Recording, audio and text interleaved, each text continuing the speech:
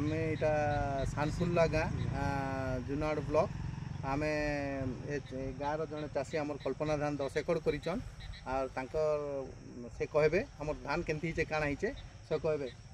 रंजन नायक नमस्कार। नमस्कार मोर नाम रंजन नायक सानफुल्ला मोर गाँ जुनागढ़ ब्लॉक कलाहांडी।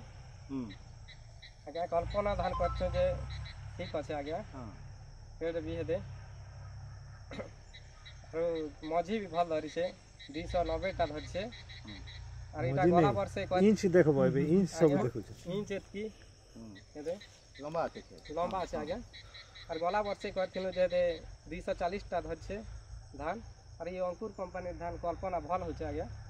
केते एकड़ करछन आपण? आज्ञा 10 एकड़ करछ आज्ञा।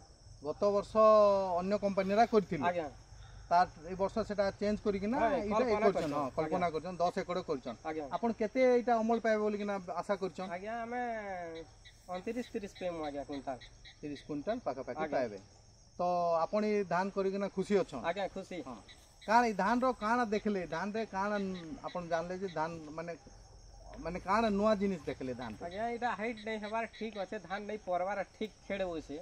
हां रोग पोक नहीं लागबार आज्ञा और भल कमल ठीक ठीक अछि धन्यवाद आज्ञा।